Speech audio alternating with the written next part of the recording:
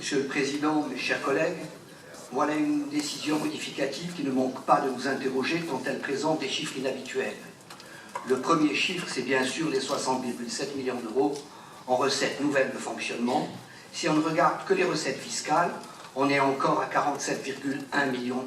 Et si on retire les 12 millions d'euros de taxes sur la consommation finale d'électricité, qui sont inscrits en recettes et en dépenses, on est encore à 35,1 millions d'euros. Mais comment a-t-on pu trouver plus de 35 millions de recettes nouvelles alors que l'exécutif nous indique depuis des mois que la situation financière est très dégradée? La Commission fut un florilège de réponses sur le renvoi de la responsabilité vers d'autres, entre les erreurs de calcul sur certaines prévisions, les rôles complémentaires pour les sommes oubliées par les services fiscaux et l'absence d'informations sur les chiffres du Conseil général. On aura eu droit à tout ce qui pouvait exonérer la métropole. D'ailleurs, concernant les chiffres du département, on aurait pu les demander tout simplement à Max Vincent, qui, au regard de ses interventions, semblait mieux les connaître que Richard Brome, vice-président aux finances.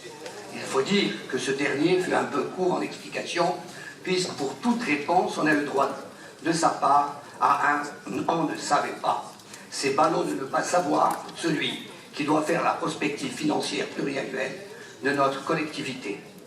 Ce qui est aussi dommageable, c'est le goût amer que cela laisse à ceux qui ont été poussés à voter une augmentation d'impôts, car on leur avait dit que sans cela, la PPI risquait d'être amputée.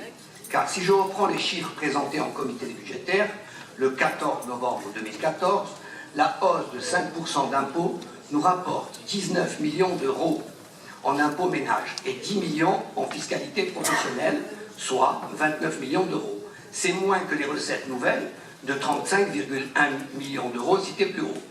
Notre groupe avait voté contre cette hausse d'impôts en expliquant qu'il ne s'agissait pas d'une posture politique, mais qu'il convenait de se donner le temps de la connaissance parfaite du budget avant de décider les leviers à actionner et que pour cette année, nous devions nous concentrer sur les baisses des dépenses de fonctionnement comme nous le faisons déjà dans les collectivités que nous administrons.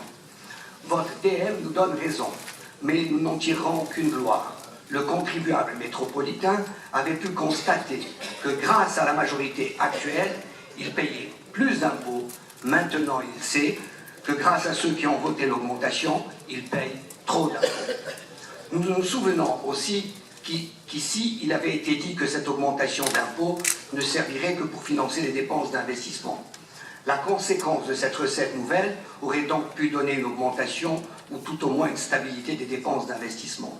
Sauf que quand on regarde les documents présentés en commission finances, on peut dire que les dépenses d'investissement tendent de 620,6 millions d'euros à 568,5 millions d'euros et que les autorisations de programme tendent de 544 millions à 539 millions. Quand nous évoquions le goût amer de certains élus trempés, on serait plus proche du malaise.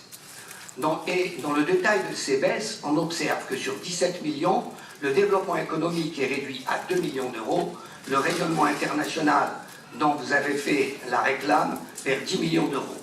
L'enseignement supérieur, 10 millions et demi. En revanche, le logement social gagne 5 millions d'euros et les opérations pour les eaux pluviales sur certaines communes, 12 millions d'euros. Les priorités du mandat semblent avoir bien changé en quelques semaines. De nombreuses opérations impactées concernent des opérations inscrites à la PPI.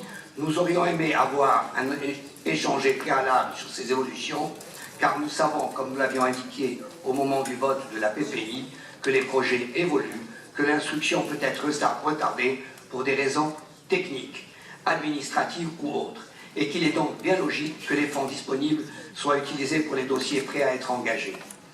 Cet échange d'informations aurait pu se faire pendant une séance du comité de suivi de la PPI. Je me permets de vous rappeler, Monsieur le Président, vos propos tenus ici même le 6 juillet dernier. Nous allons mettre en place un comité de suivi dans lequel les groupes seront représentés et donc chacun pourra avoir en temps réel le suivi de la PPI que nous annonçons aujourd'hui. Ce comité doit être une instance d'une grande complexité puisqu'aujourd'hui, 2 novembre, soit 4 mois après son annonce, il ne soit toujours pas en place. De plus, l'ensemble des maires sont dans l'attente d'une lettre cadre de votre part en indiquant les modalités d'engagement des opérations des PPI dans nos communes. Nous n'en pouvons plus de cette lourdeur administrative de la métropole. Même vos fonctionnaires ne savent plus quoi nous dire à propos de la PPI dans nos réunions de programmation. Vous ajoutiez même, on va essayer de travailler ensemble à la réalisation de cette PPI. Monsieur le Président, encore une fois, nous ne pouvons que constater que vous ne respectez pas vos engagements. Vous dirigez cette collectivité en dehors de toute transparence. Ce n'est pas anodin si notre groupe a demandé que dans les pactes de cohérence métropolitains, la notion de transparence devienne une valeur fondatrice. Notre groupe, qui votera contre cette décision modificative et les propositions d'autorisation de programme, vous réitère sa demande de mise en place urgente de ce comité de suivi de la PPI.